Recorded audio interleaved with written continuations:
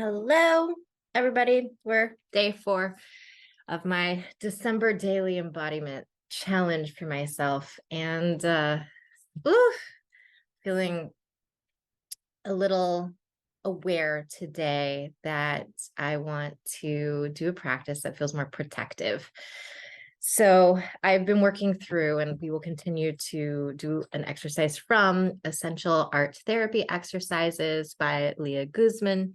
And if you want to follow along with all of the prompts and whatnot that I'm using from her book, you can either watch my videos and purchase her book, and I have a link down in the description, or you can also become a self-care garden member, and there I will have downloadables for the day's prompts that I am using for each practice linked with the video. So today's practice, I was going to go in order for the writing prompts, but today's writing prompt is like pretty intense and vulnerable, and it feels like more than my nervous system is ready to tackle now, period, and definitely not in relationship to a sort of public vantage point witness view. So I'm going to put that one on hold. I'm going to flag it. We may or may not come back to it. It may or may not be something I take into my other project, which is Pages in Process, and sort of decompress there. That's a place where I feel it feels more insular. It feels more cozy. Self-care for performers feel, because it's embodiment and because it's in relationship with self-care for performing artists, it's also about being able to come in and out of a readiness of capacity to step into a role or collaboration and whatnot. And I'm like, I don't like it. And there's part of me that doesn't like that experience, doesn't like that process, because a lot of what I've had to do in the past, and this isn't everything, a lot of my experiences have been wonderful. Otherwise, I wouldn't keep coming back here to see if I can find a new way. But and to offer you all insights into ways that might be helpful for you as you are out there as well, being in relationship and putting in the work to stay engaged in your craft and in community while you're being vulnerable and putting work forward. This is a really hard strategy to kind of work oneself through without it taking a toll, I think, on your mental health, your spiritual health, your emotional health. So today we're going to do a prompt from a different section in the book. This section is from the painting and drawing section, and we're going to paint and draw metaphorically with the embodiment. And it is an exercise called Strength Shield.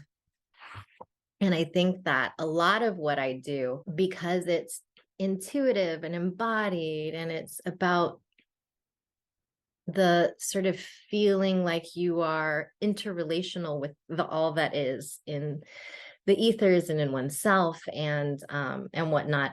There is sometimes an experience that I have where I don't realize I also need a shield, where I don't track the importance of maybe even starting with a shield and then gaining intimacy slowly.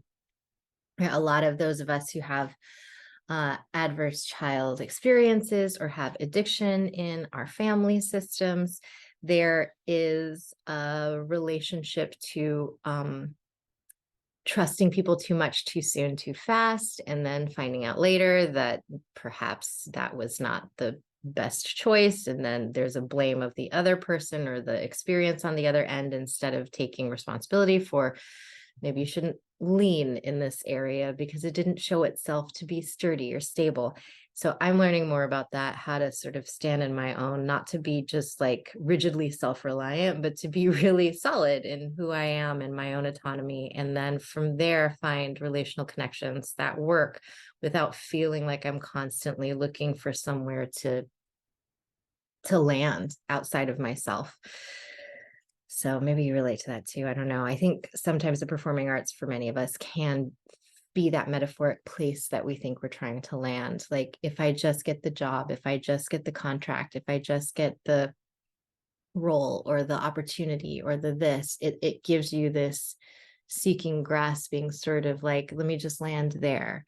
And while I think can also be lovely to like, let me move in that direction and just try something and see what happens. I think that also when we put too high stakes on something, which some of us are prone to, especially because we train raise the stakes in your, performance practice in your, especially if you're an actor, right?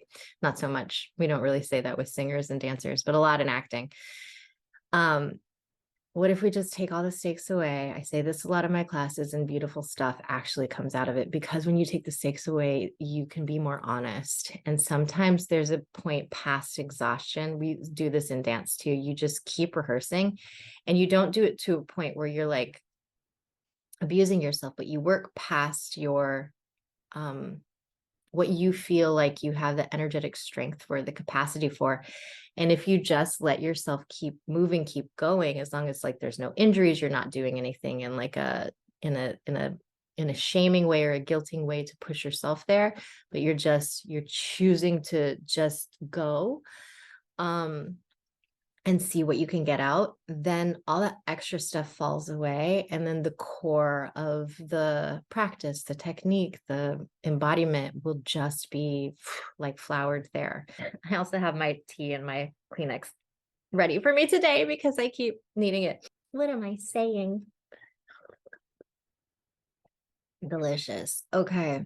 I'm saying I'm feeling vulnerable. I'm feeling vulnerable and I need a shield. So you're going to be with me today while we make a shield. Metaphoric shield. And you maybe will draw and paint a shield as well. Maybe I will too. I don't know. We'll see. But this is called Strength Shield. It's from page 42. And the benefit is that it identifies personal strengths. The exercise time, I don't think will take this long. Maybe we will. I don't know. Yesterday's was 50-minute exercise, but this exercise time is 50 minutes. And materials, drawing pencil, one sheet of 18 by 24 inch heavyweight drawing paper, scissors, colored pencils, and oil pastels. So we'll imagine that we have all of these wonderful tools available to us. Okay, so the description is, shields are known for their protective symbolism and strength. They are made of heavy metal and were once used to protect soldiers during battle. Their unique coats of arms represent who they meant to protect. In this exercise, you will create your own strength shield. Your design should be thought of as a protective force to empower you during times of turmoil. Think of your own strengths and how they are used to protect you. Maybe you are creative and you use your creativity as an outlet to cope. Go blow my nose. Okay. Steps. Draw a shield on the paper. I'm going to draw a shield in the ethers. Okay, I'm going to draw a shield. I'm going to choose one that's sort of cut off at the top and then comes down, points at the bottom. That's my shape of my shield. So I have one here, and then I also am going to like invert it on the floor as well, top and then bottom, so that we can use the space on the floor, the space in the plane in front of me. Now, and it says, if you need help, search for a shield shape on the internet and trace it onto your piece of paper. So if you're doing the practice, you can do that. Now cut out the shield. We'll say that we did that. Now use the pencil to divide your shield into 4 equal parts. Identify 4 of your strengths and write each one in a separate part of your shield. And then use colored pencils and oil pastels to add color to your art, trying to use only colors that represent strength to you. Okay, so we have this shield. I'm going to cut it down and cut it across. And then we have this shield. I'm going to cut it down and cut it across. And I'm going to start this. I'm just going to say out loud, this is my shield for protection. And it utilizes the qualities or strengths that I already have for my own protection. And I'm going to step into the first quadrant right here. And I am going to just invite, allow, invoke. I am now the first quadrant of my shield for protection. And I feel my hands sort of drop down, but they feel full. Like I feel lusciously full. And I feel like the foot pads between the bottoms of my feet, between the bone and the earth, like the padding of the foot, that feels really plushy. And my lips feel plushy, and my like softness of my skin feels like luscious. There's this lusciousness that feels good here. So it just feels good. And this just feels like this is a strength, this sort of like soft ability to like find the flesh of a situation, be in the part or parts that create space between the bone and bone, between the bone and the floor, that gives a little bit of resilience or pliability. I'm just gonna see what it's like to be here.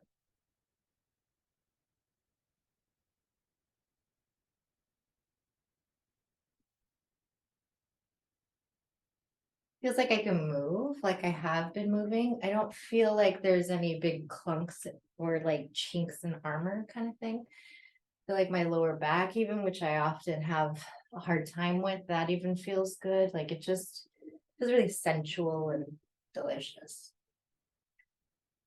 So we'll call that quadrant one of the chair. And then we're gonna do quadrant two, is this next upper tier on the right side of it. And I am now the second quadrant of my protective strength shield. Ooh, this feels like those of you who do partner dance or ballroom, you know, you hold your frame so you can feel and communicate with who you're partnering with. I wanted to say what you're partnering with, because I think that's more accurate for this part of the shield. My eyes are closed. My eyes were closed over there too. So there's this inward focus to both of these. Yet I'm also aware in this one about like the dynamics, like the biomechanics of how I am in relationship to other. So it feels still internal, but it's like almost I can feel like the joints. It's really focused on joints more here, whereas it was focused on like skin and plushiness there. This is more like the hinge and the ball and socket, but really even more than, I mean, ball and socket's a part of it, but it feels very hinge oriented. Like I'm wanting to shift. Whoop. My alarm letting me know, don't forget to leave the house. Okay. Okay, well, that woke me up out of there. So the hinge part feels clear here, that I have mobility, like the mobility, the bend and flex, the agency around that I am moving and I'm responsive.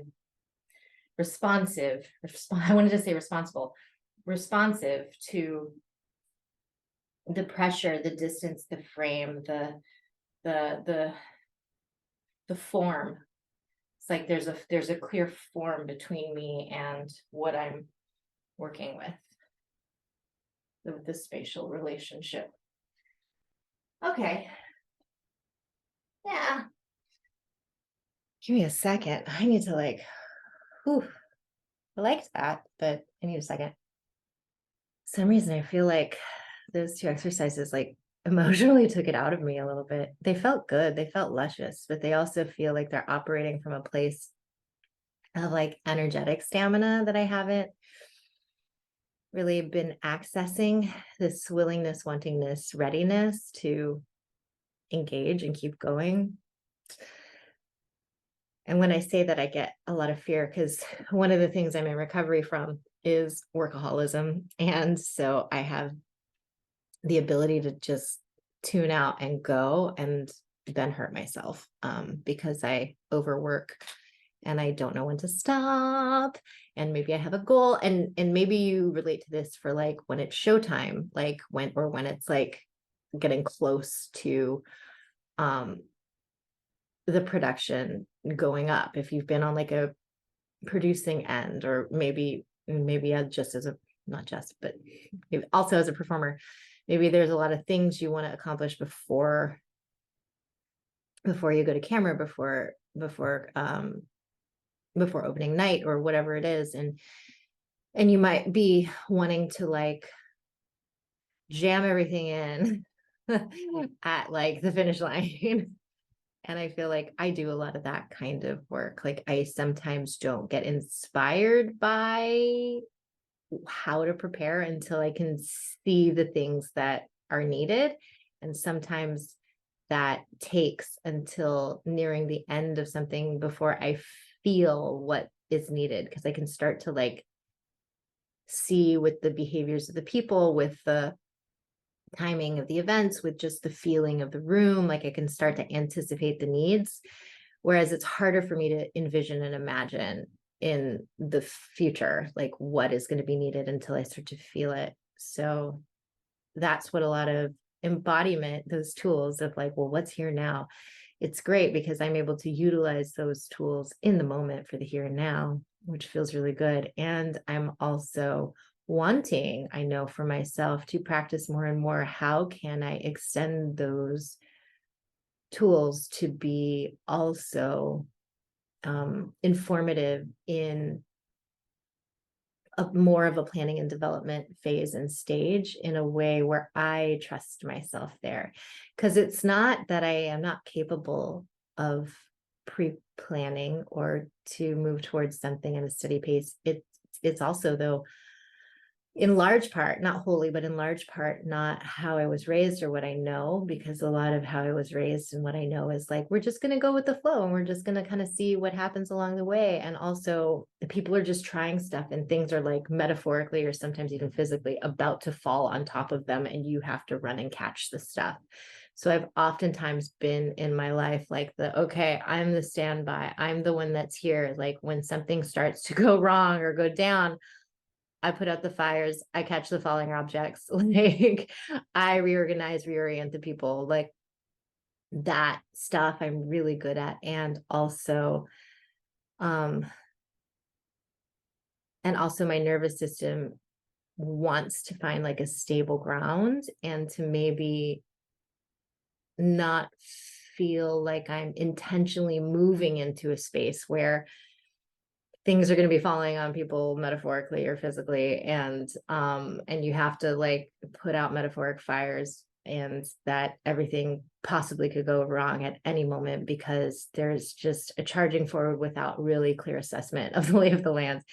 And I want to move more, sort of like not just my awareness out there of like what could go wrong, catch it, redirect it, anticipate it, but I want to bring some of that capacity that I have into my own sense of self and life, and be like, okay, well, what's going on inside? How am I sensing internally that there's something over here that's like, oh, that could be a building resentment if I don't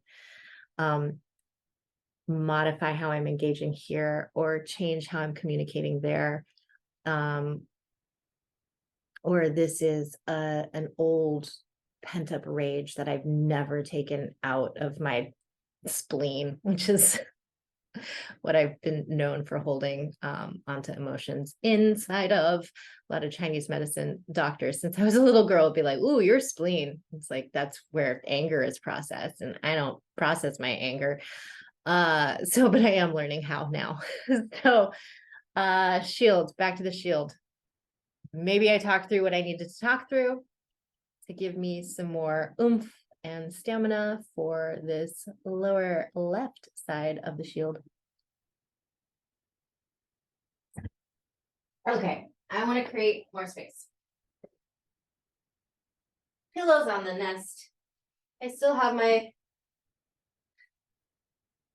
what's it called? Couch nest. I have not used it yesterday or the day before. I have not needed it, which is great. For those of you who haven't been here the last couple of days, it's where I curl up in the fetal position. You want to see?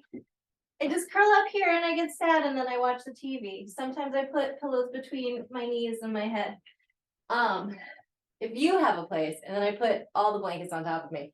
If you have a place, a little nests are really good for us to feel like we have a space we can go, to feel like we have someplace reliable. And I know that not everybody has their own home, not everybody even has their own room. And I'm so both grateful for and proud of myself for choosing to cultivate a home environment that is like a nest. It is a safe haven for me. It is precious to me. I worked so hard to cultivate an environment here that feels welcoming and warm and like a place I can come and just rest and relax. So I also want to invite you, as you move through your life, to know that that can be a really helpful component when we feel like we have a safe place to go. And if your home environment is not currently in a place where you can feel that way, I invite you to find little pockets of time, little moments, little objects even. Maybe it's a mug that you feel good and comfortable with, or maybe it's something like your car or a friend that you can reach to, or a tree in a park that you can go. But if you have some sort of grounding rod, some sort of safe space, or even if it's just the fetal position, like a position that you go to, that your body starts to register and recognize as like, oh, we come here to decompress. Oh, we come here to rest and restore. Oh, this is the place we go when we need to recalibrate, recenter, come back to ourselves. Ultimately, embodiment practices and the way I do them is also designed to be a kind of safe haven and a place to bring the all of you, so that you don't feel like you have to either hide who you are to show up someplace anymore. Like you get to just bring the everything, and then we figure out what is or isn't going on that's needed. And today for me, it's not that I needed to be more like actively vulnerable, it's that I need to create more clarity around protection.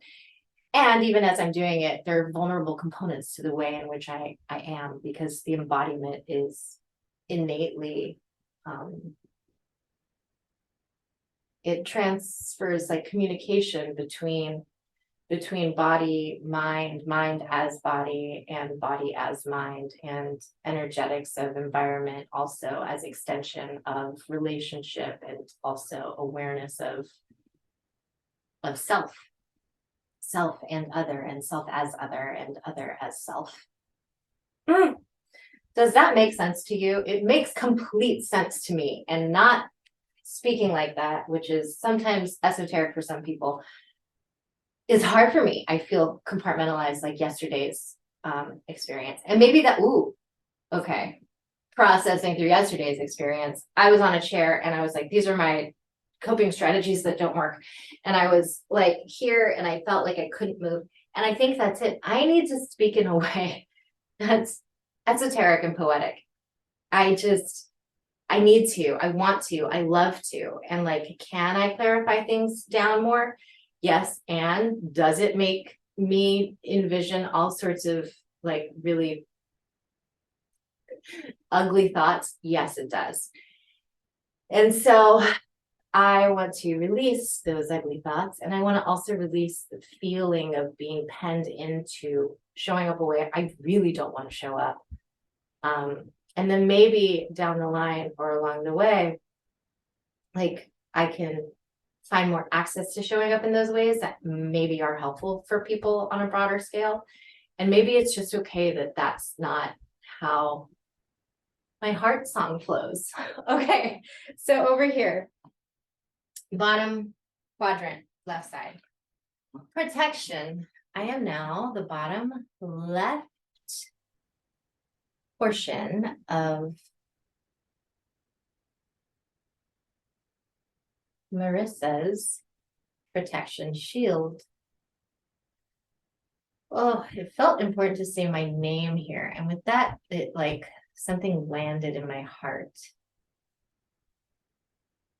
I feel not so grounded as I did over there. Like my feet don't quite feel supple on the floor.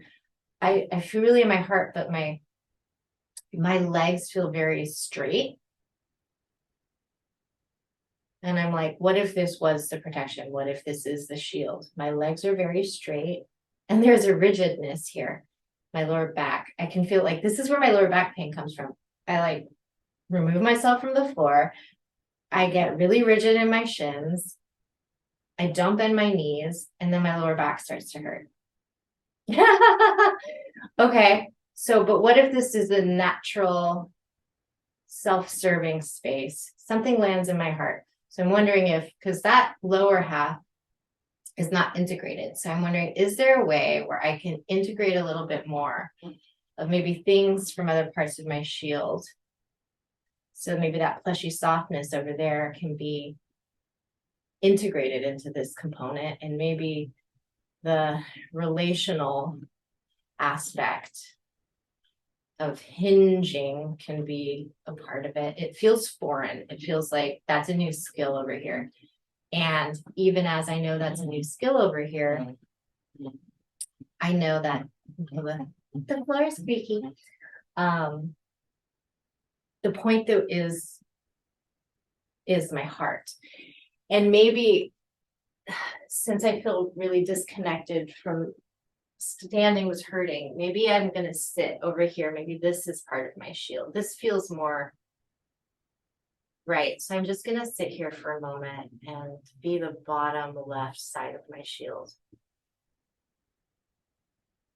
Marissa's protective shield.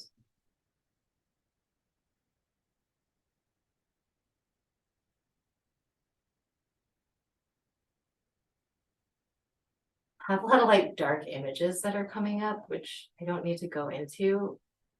And I'm like, wow, that's, I don't know that I want to keep that, but apparently it's my shield. So I'm just gonna, I want this part of my shield to serve me. So I don't only want it to protect me from what's outside, I also want it to protect me and serve me from sort of my own internal patterns. So I'm going to renegotiate that because I don't think it was doing that.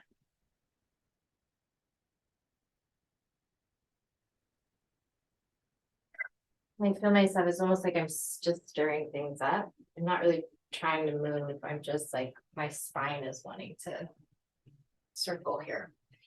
And I'm aware that circling the top of the spine is sort of the upper region of where my lower back was hurting. As I'm able to kind of, from the sitting position, I'm still able to like move my pelvis and my sits bones around and get the lower lumbar spine in motion with that sacrum.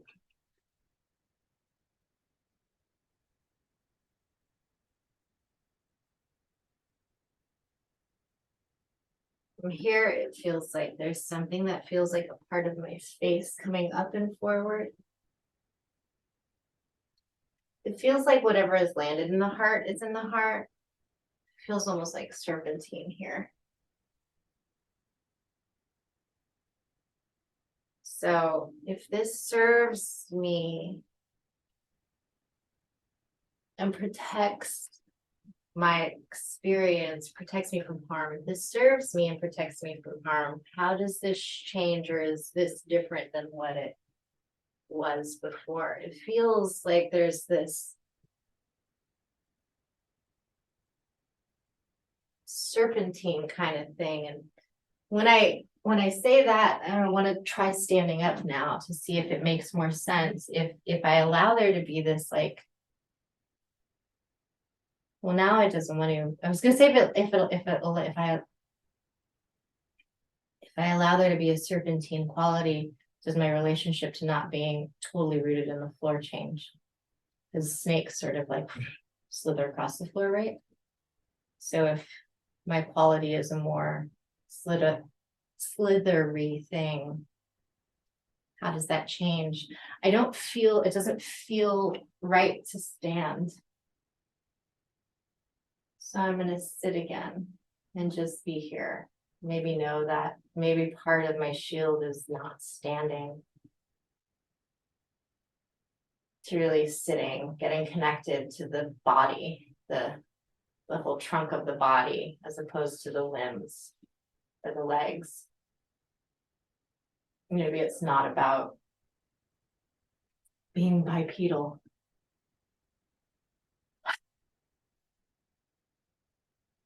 And I'm just curious though, because this one feels harder for me.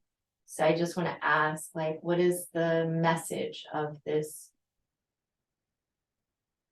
portion of my shield? And I just kind of tip over to the right.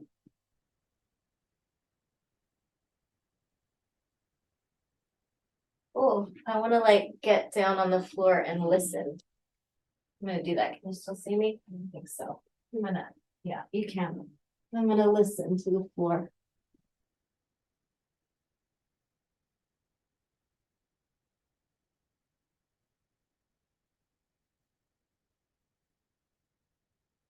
I can hear my neighbors downstairs. They're talking.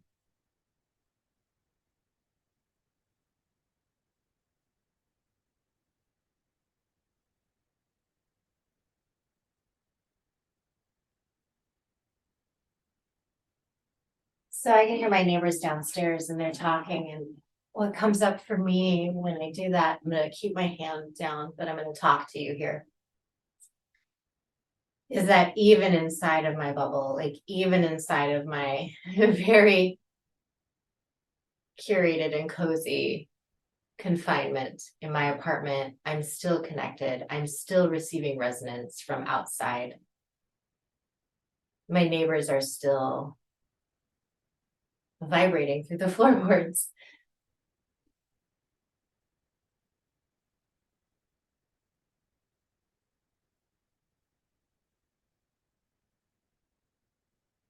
And there's like this stop. Even when I was up there, like my lower body was like, stop, like freeze. It's like I'm a little bit in freeze mode. And I want to bring in, invite the possibility that maybe it's not like a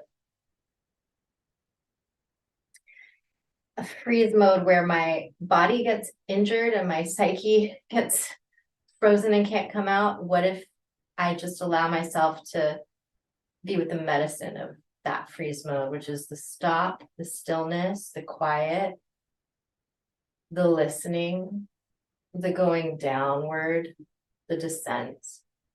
My eyes are closed again now. There's the darkness. But then at the beginning, it was also so tied to heart space. And from there, something softens in my body. And I'm sort of curious about the beauty of what happens if that listening, that darkness, that soft space is really just about listening to the heart, descending into there.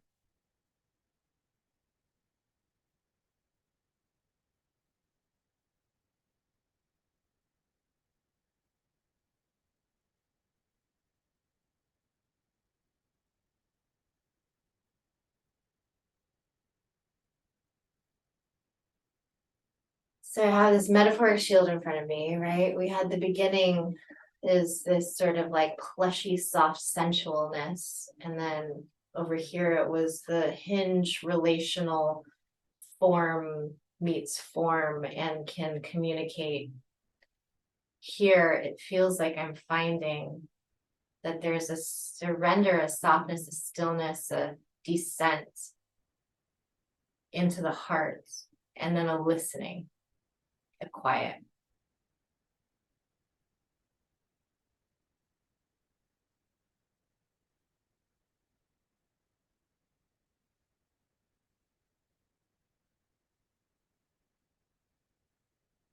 Okay, over here, final quadrant. I am now the final fourth quadrant of Marissa's strength shield. It was a strength shield, not a protective shield, a strength shield. I'm really clear on that right now, the importance of integrating that. These are my strengths. My strength is sensuality and feeling the plushiness. My strength is being relational and understanding how joints move and pieces between different forms and containers and structures operate. And my strength is stillness, quietness, descent, going inward, allowing the serpentine component. It's almost like I'm seeing the opposite of like the Kundalini rising. It's like a Kundalini descent and like following it. Dark night of the soul, like just, and then being with the medicine there. And here it's like clarity of vision, clarity of putting everything together, like the witness of it all, like the ability to see. It's my sight, the gift of sight. As a seer,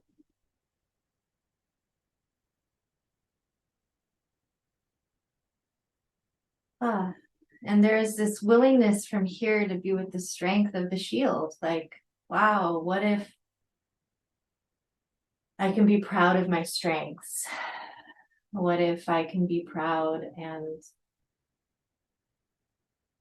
display the strength shield? What if that can be part of the way in which I bring myself to new connections before I know how safe they are or aren't, when there's a possibility of needing protection, when I need my own strength to be what meets the world, what meets the potential clashes. That there's a protective component to that. That feels really good and powerful. And I just kind of want to stand up and move about the room like that, like as the all of the shields. Like I want to bring them like into my being and then just like walk around the room and be like, this is my protection. These are my strengths. Because I think so often we're taught that like we can't go around proud, we can't go around strong, we can't go around feeling a sense of self-agency, because then nobody's going to like us, we're going to be self-centered, we're going to all of these terrible things. Like you won't have a community, nobody's going to want to relate with you. This feels done. Thank you for my experience. I now release what I need to release and integrate what I need to integrate. And I'm going to come back over and do a little decompression chat with you. How was that for you? What do you remember? I'm so curious. What were the pieces of the parts you noticed that were transitional and impactful for you? For me, I really enjoyed the last moment, that final integration piece, the clarity of the site, because I think I do spend a lot of time in like the different quadrants, and that third one, I think that's a lot of like my religious trauma and the fear of myself, the fear of going inward, the fear of the darkness, all of that stuff that I've both always connected and communed with in certain ways, and also have had so much messaging that is wrong or bad or not good. And the more I look into darker magical things, the more like the core heart of it, I'm like, oh, that makes good sense to me. That feels so true in my heart and my body and my soul. And so it felt like, as I was able to work through like the needs of the moment without being afraid of the like, I'm injuring myself here, my back is hurting, like my legs won't move, I am terrified, like I can't travel, to be like, okay, well, if those things are true, where's the gift inside of it? If those things are true, how do I make myself more comfortable or feel like I can access the experience, the message that was coming through, which was like in something's landing in the heart. Oh, and then all sorts of stuff comes up for me there. But I want to invite you to, if there's something that wants to or is landing in your heart, to just take a moment with me and be with that. Maybe it's a heaviness from a certain kind of loss or grief, or maybe it's a deepness of recognition of how much you truly care about something or someone. And I want to invite you to just be with it in your heart in a contained way, in a experience of safety within your own darkness, your own privacy, your own contained love.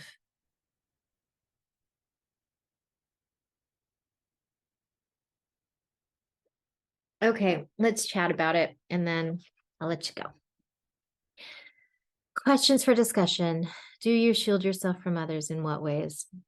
Yes, I absolutely shield myself from others. And I'm aware that the first three all had my eyes closed. The last one was eyes open and seeing how they relate and are interconnected. I think a lot of the way I shield myself from others is by when I have certain strengths, I don't look. I like close my eyes. I want to be disconnected from the sight of environment and interpersonal awareness.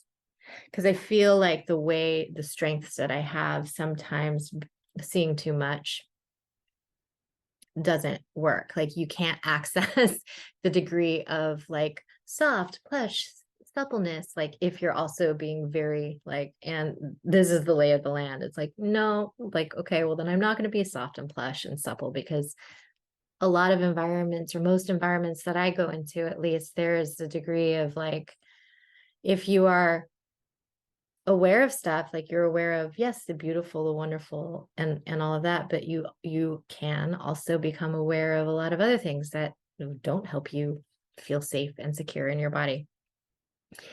And I know that's different for the different bodies that we're brought into in this world, and some of us are more, either need to be more aware of threat, or there is just more threat for certain bodies in certain environments.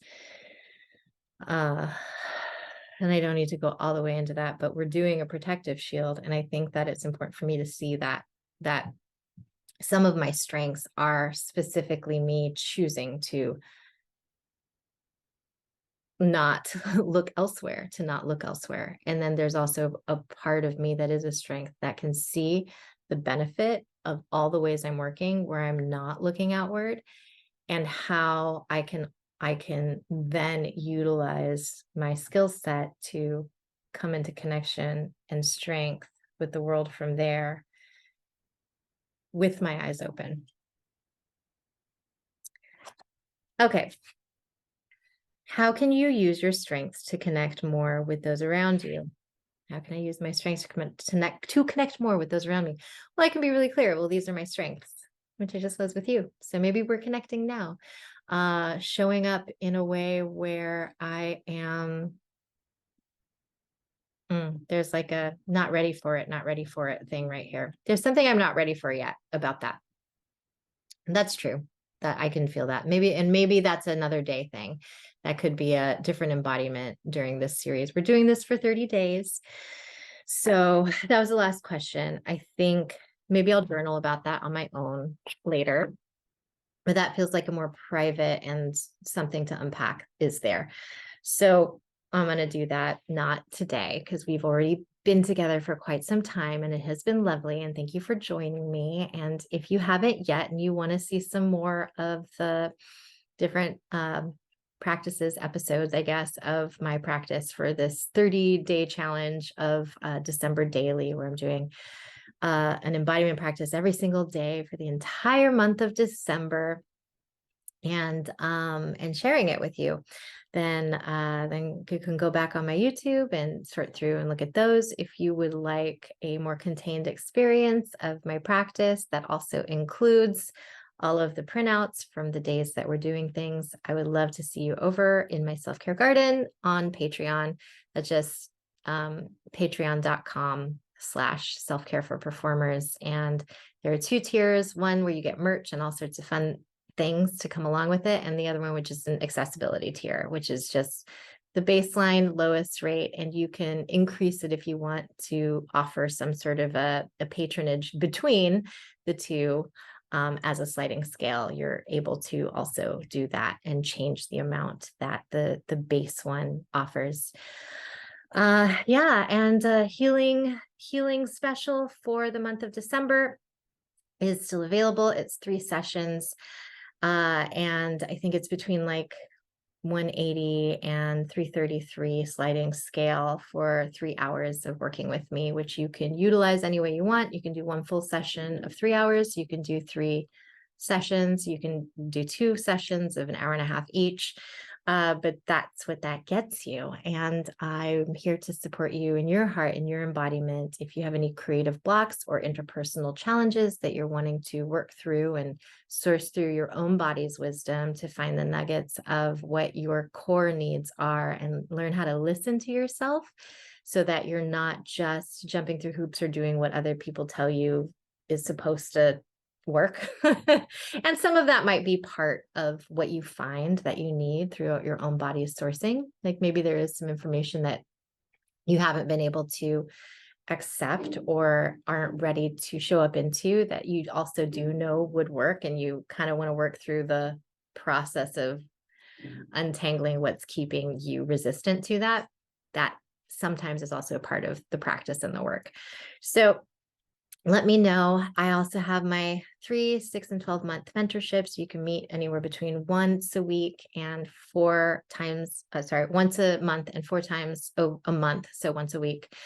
And that's to cycle together more consciously, to have containers of time, the 3-month period where we enter and we exit a devotion to tracking your practice, to coming into connection with your body, to being in relationship with this way of working. And you can do that for the 3 months, for the 6 months, or for the entire year, and really feel good about that. And I think January is coming up. It's a great thing to ask for the holiday season. If you have gifts, it's a great thing to also give to yourself. It's a great way to start a new calendar year. So thoughts to ponder, and that's also sliding scale. And I've shifted my price point a bit. I had to work through some of my resistance in accessibility and feeling overly accessible and drained, and finding and integrating the energy of that to create coaching containers that had a higher price point. And now I've integrated what I need to integrate, and I really want to come back into connection with who I want to serve, how I want to serve, why I want to serve. And I really do want to offer this kind of practice to people and members of my community who are not always in the same tier of financial stability. And so it's important to me to offer a window of access, different windows of access, so that you can still benefit from the privacy of mentorship, of one-on-one coaching, of a contained practice, whether we are friends, whether you've been a student of mine, whether you're someone who's just finding my work online, whether you're a friend of a friend, an extended community member, that there is clarity around the coaching relationship, the mentorship relationship, the contained experience. And maybe you're a coach or mentor on your own right. And the dynamic for me is really less about, it's not about hierarchy and me being above anybody in that dynamic, which is more of what is expected in sort of like when I was working in education, it's sort of anticipated that the teacher behaves more in that kind of way. It's driving me crazy. But it is more of we're entering a container. The container is designed to source into more of who you are and to have that be in the comfort of privacy between us, where you can trust that anything shared will be devoid of your identity and will just be about the practices that I lead and guide us through, maybe the inner insights that are available on like a more broader level, on an archetypal level, but that your personal content, personal experiences, personal stories, that they're very contained in the witness between you and I for that sacred relationship. And so if that's something, I know a lot of those of you who want to access this kind of work or have an inkling to, there's still like a lack of readiness. So I think I'm finding that what also needs to be really included, because it is so vulnerable, is just a really sacred, safe container. And so that's what these cycles of time and these connection points and agreements and awarenesses of why we're coming into connection together are there. And it's different than just getting together and having a cup of tea and catching up. It's different than meeting over Zoom and talking about how your last project was, right? It might include some of that a little bit as a flavor, if that helps you feel comfortable easing into the work we do, right? But it also is very specifically about coming into connection with what's going on in your body, with what's going on in your psyche, with how you're feeling, and with the sensations, and building both capacity to be with them and also energetic awareness and conversational skills with your own sense of knowing and intuition and self-trust that can be built over time. Trust takes time, and it can be a delicate thing as well, especially when we've lived in self-betrayal for long periods of time, which many of us have, and a lot of us are trained into in certain kinds of performing arts practices, as well as just socialized as being a person in a lot of the communities and the society at large that we are within right now. And learning how to develop a awareness of that while also maintaining relational availability is a practice. It takes a devotional practice to be able to do that from a place of true authenticity, without compartmentalizing and pretending and placing and people pleasing and being super presentational. We can find a way to source into the truth of who we are, and also lead with protection, like our strength shield of today. So I'll see you tomorrow. Thank you for your time, and get in touch if you'd like. I'll leave all of the details down in the description. Bye.